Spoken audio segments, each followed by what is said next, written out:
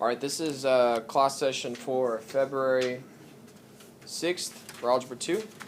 This is a review lesson. So, if you go on my website and get the homework, you could work these problems out along with this video. Alright, so number one. Number one is a system of three variable equations, so which is difficult, but it will be on the test. And since it's such a long problem, this will probably be a free response problem on the test. There are 5 main parts that I will be grading you on. As long as you do them correctly, you'll get 1 point for each part. Okay? So if you miss one part, you could still get points for the other part. Here we go. First thing you want to do is always name your variables, or name your equations. So I'm going to name the first equation 1, 2, and then 3. Okay? And then I want to pick a variable to eliminate. If I look at my A's, they're all different. We got 6, 5, and 3, and then the only LCD that would work would be 30. For B's, I would have 5, 6, and 3. Same thing, I would have 30, and I have to multiply a lot, and I don't really want to do that. But if I look at the C's, there's 4C and 4C, which is nice, which makes my life a little easier. And then 4 and 5, the LCD of 4 and 5 is 20, so the most I would ever have to get up to is multiplying by 4 or 5. So I'm going to eliminate the C's first.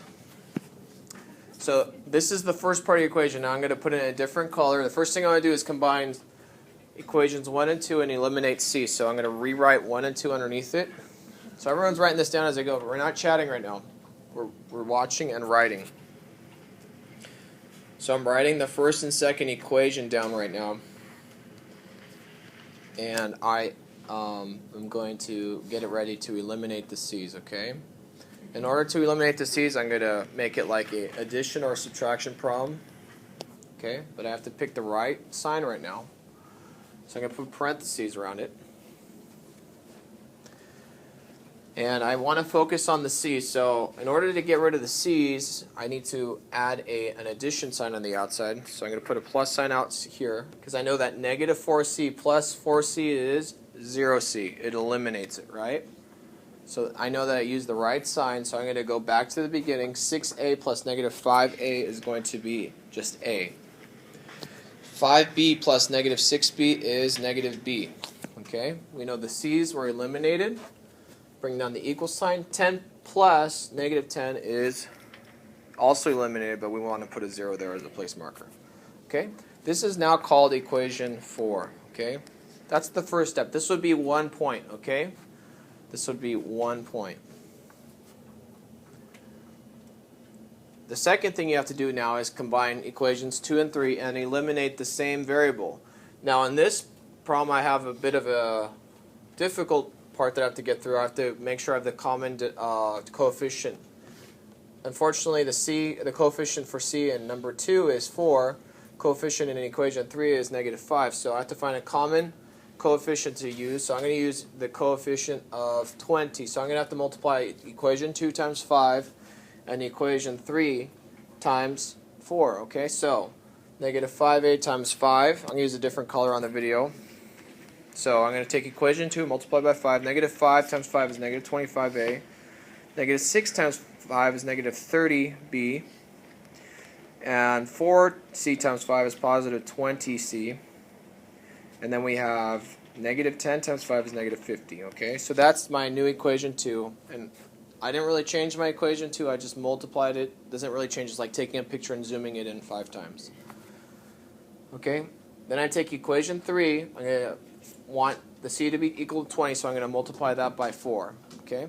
Something wrong? Yes? Why wouldn't you just multiply the third equation by 2? Because I want a common number for C. Oh, yeah. Okay, so taking equation 3, I'm going to multiply it by 4. So negative 3a times 4 is negative 12a. Hopefully we're all writing this down, yes? Tim, you writing this down?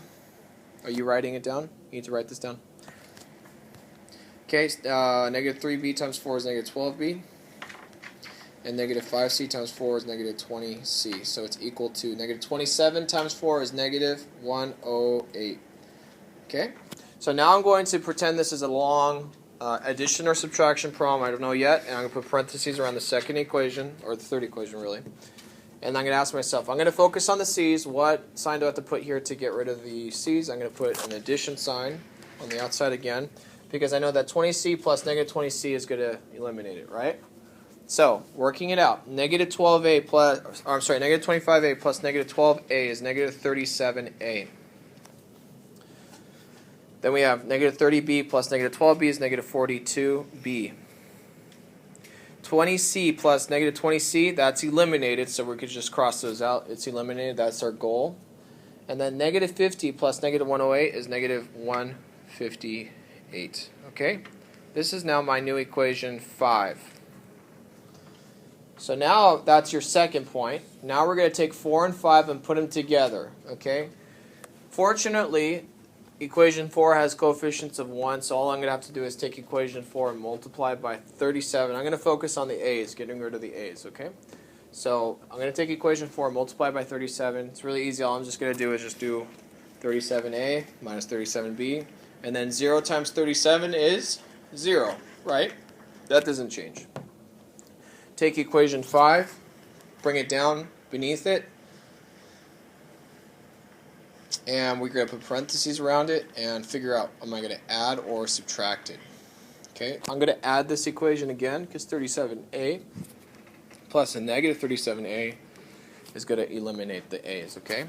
Now I'm solving for b. Negative 37 plus negative 42 is going to be negative 79b, which is equal to negative 158.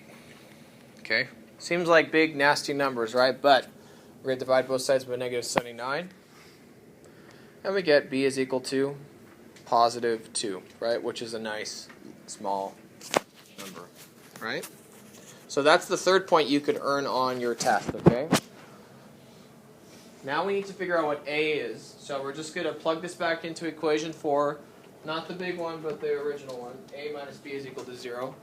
So if I'm going to plug this in, use a different color. This is step 4 now. Take equation 4, which is a minus b. Instead of b, I'm substituting 2 in there, because that's what we just solved for, is equal to 0. And then we're going to add both sides by 2, so a is equal to 2 also. That's your fourth point.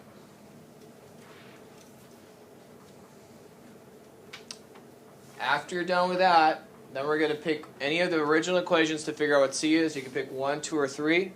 So I'm going to go up to equation 1, because that one seems to be the easiest to me. I'm going to rewrite equation 1, replacing a and b with the values we found. Okay.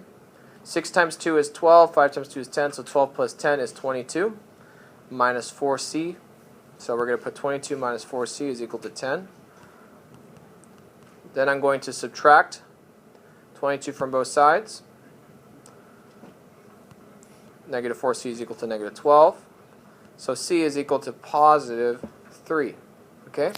And of course you would want to find the answer that is the ordered triplet 2, 2, 3. Right? So the answer is positive 3, not negative 3. I think I heard someone say negative 3. So over in that area, it's positive 3, right? Right? You don't want to make a mistake at the very end doing all this work and you get the wrong c, right? So that's your fifth point, is finding the third variable, okay? So that's it. 5-point problem, right? So the reason why is because this problem just took us, well, I was talking about it, but it took me a solid 8 minutes to talk about it and do it for you, okay? Now when you're good at this, it should take you about 4 to 5 minutes. It does take a little time. Alright, so that's number 1. Number 2 is just like it. I'm going to pause the video so you can write it down. Okay, continuing on to number 3 now, we have log base 15 of 225 is equal to 2. The directions say rewrite each equation in exponential form. So this is super easy. We take the base of 15, and we start with that, and then rewrite it as an exponent. So we take base of 15, and then we're going to look to the exponent across the equal sign, which is 2, right? So we start with 15. Go to 2, so it's going to be 15 squared, and then we come back and say it's equal to whatever number is after the log, which is 225. We're not solving anything here, we're just rewriting it, okay? We know this equation's true, but sometimes it'll have variables. We're not trying to say it's true, we're just trying to rewrite it, okay? So 15 squared is equal to 225. That's how you do number 3. Okay, number 5, we have a similar problem. It says rewrite each logarithm in logarithmic form. So 5 and 6 are the same, just different numbers. So 6 squared is equal to 36. Same thing. We start with writing the log, and we're starting with the base of 6. So it's going to be log base of 6. Okay, going across the equation, or across the equal sign, which is 36. Okay, which is equal to 2. And that's it. That's how we do numbers 5 and 6. Okay, number 7 says, without using a calculator, evaluate each expression. I know you'll be able to use calculators on a test, but I really think this you need to practice this method without a calculator, because I think it still takes longer with a calculator. Okay, so the first thing you want to do is... What? Oh, it's not working? Sorry about that. Let me pause the video. Okay, so the first thing you want to do is set the equation equal to x, okay? Because we don't know what this is all equal to yet. Now, you could do this in your head once you get really good at it, but you want to do that first, and then you take the base, and you convert this all into an exponential form, so it's going to be 144 to the x power is equal to 1/12, okay? And we want to find a common base so that we could make our exponents equal to each other. I know that 144 is equal to 12 squared, and I know 1/12 is equal to -1. So I'm going to change my bases. So it's going to be 12 squared to the x power is equal to 1/12, or 12 to the -1. Then I'm going to simplify. Power raised by power just multiply, so it's going to be 12 to the 2x is equal to 12 to the -1st. All right? We have a common base now of 12, so we set our exponents equal to each other. So 2x is equal to -1. So we got 2x is equal to -1. Solving for x is equal to -1/2. Box your answer, and you're done. So this problem is like number 8, 7 and 8. Okay, so I'm jumping to 10, so this is like number 9. Number 10, log base, or use a calculator to approximate each to the nearest thousandth. This is common log of 68. So you just go to your calculator, and you're going to practice writing common log of 68. So you write 68. On a scientific calculator, we're going to press 68, and then press the log button, press equals, and you should get 1.8325. And I wrote it down with 4 decimal places in mind because I'm going to the nearest thousandth, which means I'm going to go to the 2 and look to the number to the right of the 2. Okay, it's 5 or more, so that becomes, we're going to round the 2 up to a 3. So it's going to be really 1.834 or 1.833, sorry. 1 and 833 thousandths, okay? And that's how you do number 10, okay? Okay, expand each logarithm, okay? So this is where things get a little tricky. So we have to use the properties you learned with expanding. So when I do these logarithms, I kind of work in chunks, okay, to expand. So I kind of want to deal with this uv to the 3rd, all raised to the 6th. So I'm going to cover the log base 7 with my hand. So watch what I'm going to do up here. I'm going to hide it, okay? Let's just pretend that was our problem. I wanted to expand it or simplify it, right? I would have to distribute that 6 and multiply it to the u. And I know u is u to the 1st, right? And v is to the 3rd. So I'm going to multiply 1 times 6 is 6. And then 3 times 6 is 18, right? You all agree, right? But we did have log base 7, so I'm going to bring that down in front of it, okay? And then I'm going to put that all into parentheses, because I know this is all like saying log base 7 to u to the 6th times b to the 18th, okay? So I think that's a better first step than to just go the other way, but you could go the other way too. Just start putting the 6 in the front. Okay, now we're going to expand. I know u to the 6th is being multiplied with v to the 18th, so it's going to be log base 7 of u to the 6th plus log base 7 of u to the 18th, or v to the 18th. Okay, so I just used the product property of logs. So it's going to be log base 7 u to the 6th plus log base 7 u to v to the 18th. When we have a logarithm with a power, we're going to bring that power to the front. So we're going to bring the 6 and the 18 forward. So we're going to write 6 log base 7 of u plus 18 log base 7 of v. And that's it.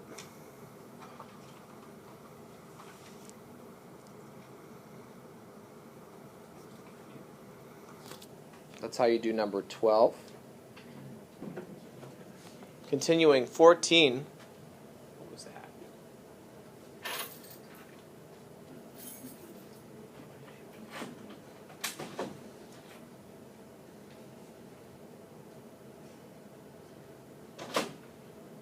What was that? I don't know. It's leaking. Someone kept walking away. Probably something like that. Okay. Sounded pretty loud. Oh, it's metal? Yeah. Okay. That's what the carry on. Right. Okay. Should you? Do you want to call the office or no? Or Dan? And it's kind of like trash can. Okay. All right. Anyways. Sorry. I want to keep you all safe. All right. Scary. Okay. So, and that was all recording. Like this video for scary noises. All right. 12 log base 3 of 6 minus 6 log base 3 of 11. We're going to condense it now. And when we condense, we want to have the same logarithm, and we don't want any sort of coefficient in the front. So we have to move that 12 and the 6 up first, okay? So first thing you want to do is, oh, did I already do this one or no? Actually, let me see which one I have. To erase the old one, you could have just saved it for later. Okay, so what's that? I probably don't have enough room. Okay, so 13. So I'm jumping to 13 because it's harder than 14. Okay. Concepts are the same. So when we do 13, on number 13 we have everything over 2. Whenever you see something over 2, it's really like saying this. Look up here. It's like saying 1/2 times log base 2 of 10 plus 1/2 times log base 2 of 11. Okay. So that's the first thing that's happening. So just to help you understand what's going on, and then we're going to bring the rest of the problem down. Okay, so don't be worried over this 2 in the bottom. Okay, what this really means is 1/2. Okay, that's all it means. So now we don't like having coefficients before we condense things, so we have to move the 1/2s over, make them exponents over the 10 and the 11. So we're going to rewrite the whole thing out, log base 2 of 3 plus log base 2 of 10 to the 1/2.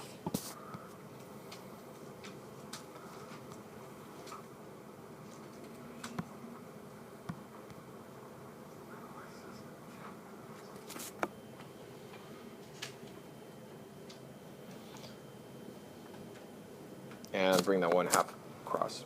Okay.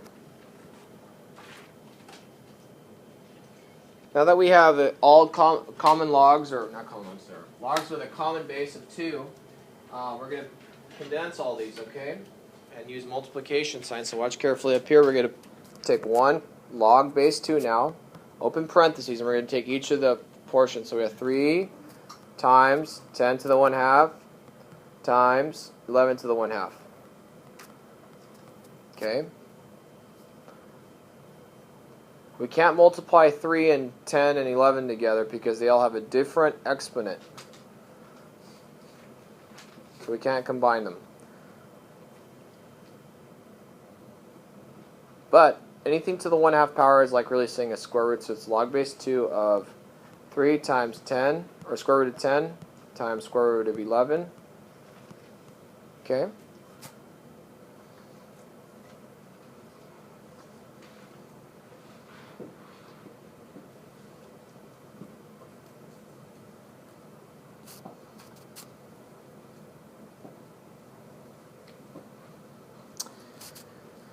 And 10 times 11 is 110.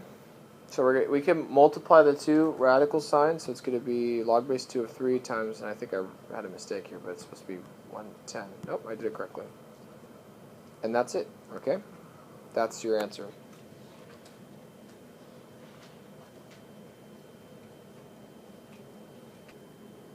We're going to do, that was number 13, so we're going to jump to the next one, which is number 15.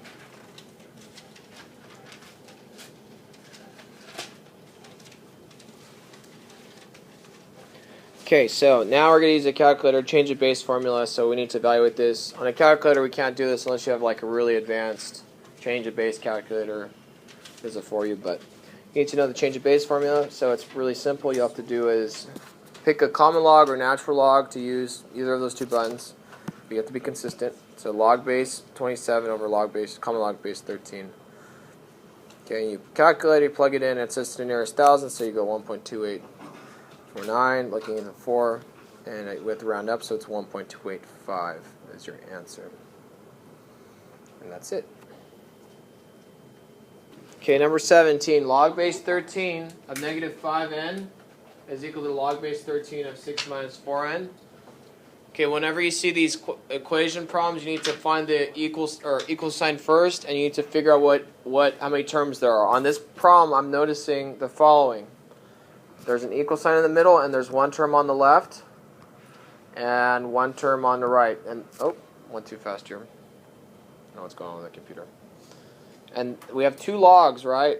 Log base 13. So I have two logs with a common base of 13. So since they're the same, equal to each other, we could just make the logs disappear, and you just bring down the negative 5n and 6 minus 4n.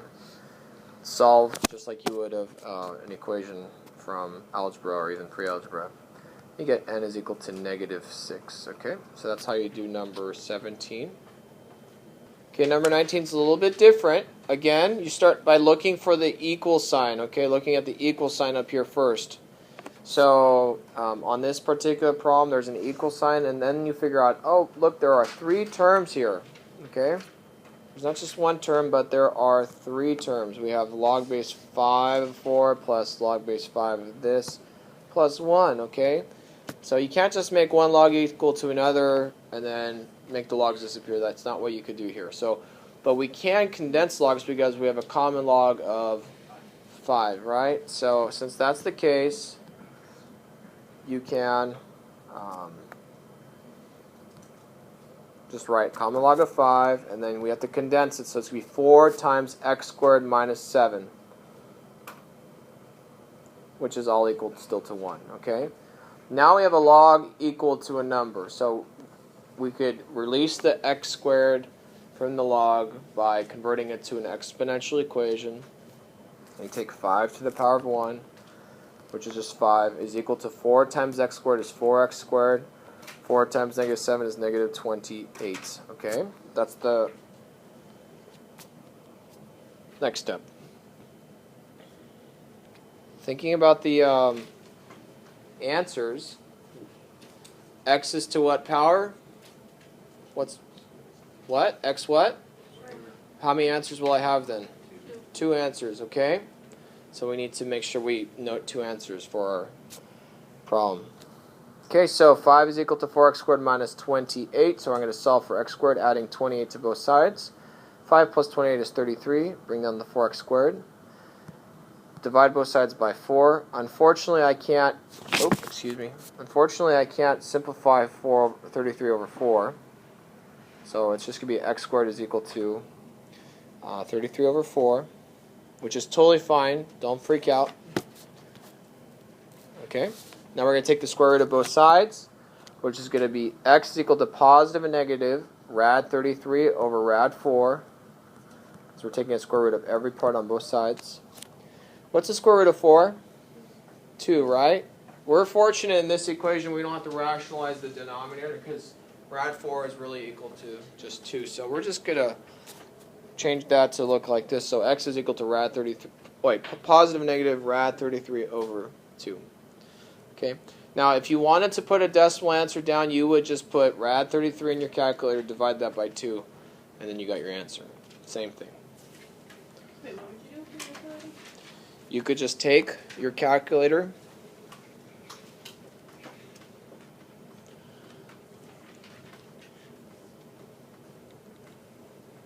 okay, you could do 33 divided by 4, and then you take the square root of that. Okay, don't even worry about the decimal points. And you can write that down, which is going to be positive and negative 2.872. What? Yep. So on the test, it might even be a decimal answer. You just got to be ready for both. Okay. the first answer is more accurate than the second answer, right? Because this one's limited, it's rounding, right? This one is not rounded. This one is precise. So fraction answers are better than non-fractional answers. Number 21.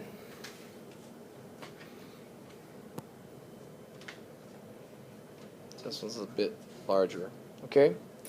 Solve each question, round your answers to the nearest 10,000th. So remember that 10,000th, not just thousandths, but 10,000th. Okay? So first thing you want to do is we need to figure out how to get rid of this k from the exponents or exponential part of it. So we need to use a log, common log on both sides, or natural log. Common log is totally fine. But before we could do that, we have to isolate the exponent, so we have to divide both sides by 8. Okay, and just like the last problem, I can't really simplify 65 over 8, right? I know 64 divided by 8 is 8, but 65 over 8 is going to be a decimal. Just leave it alone, because you're going to use a calculator. Just use one foul swoop when you're answering. So you're going to write 15 to the 2k is equal to 65 over 8. And put parentheses around it. That way you know this is just one fraction. So,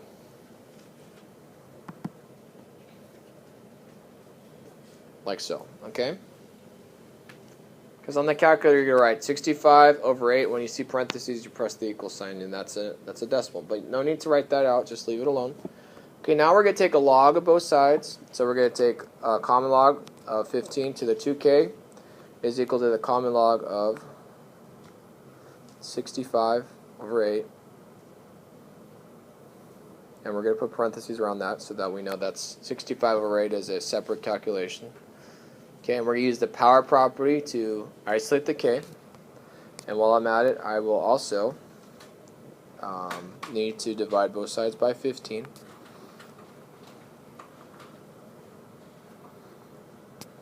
Okay. So watch what I'm doing here. I'm going to rewrite the dividing both sides by 15, log 15. Okay, and it seems like there's a lot of writing. A lot of math students will start calculating early. Don't calculate till the end, because you want to do it at one fell swoop, okay? Otherwise you get the wrong answer. Alright, so this is all one calculation, but we still have to divide everything by 2, so we're going to put parentheses around this whole thing and then divide this by 2. So it's going to be k is equal to log of 65 over 8 divided by log of 15, all divided by 2. Okay, so here's the deal with this, is we have a calculator test. This is where the calculator portion gets hard. So you need to know the skill of how to do this all in one fell swoop to get the precise answer. I'm going to show you how to do that right now on my calculator. And this is a skill you just need to have, because when you go to advanced math or even to calculus, okay, you need to know how to use your calculator as one fell swoop. And it's really important to know how to use it really well, because, you know, things are only going to get harder from here. So, unfortunately, most of you have a scientific calculator. I would suggest getting a graphing calculator, because if you make a mistake anywhere while you're inputting it, you could always modify it or delete it. On this, right, like I said, if you make a mistake at any point, you have to start over. Okay, always press the clear button first. We're going to start with the numerator first, and specifically 65 over 8. So I'm going to type 65, just do it like this so you can see what I'm doing. Divided by 8, press the equal sign because there is parentheses here. That's what this parenthesis is equal to, 8.125, okay? Then we're going to press the log button because that's what we want. And that gives us the numerator, okay? I don't care to write this down, it's a big long number. Then we're going to divide by 15 log, okay? Press equal to, we get this answer, and then we're going to divide all that by 2. And then we get a long decimal, and we're doing it to the nearest 10,000th. Sorry, we're almost done here.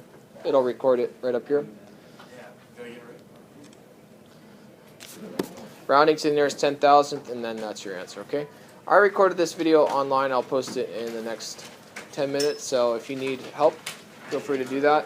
Sorry, that's a long lesson. Homework is due on Tuesday. Sorry, there's homework this weekend. Have a nice week.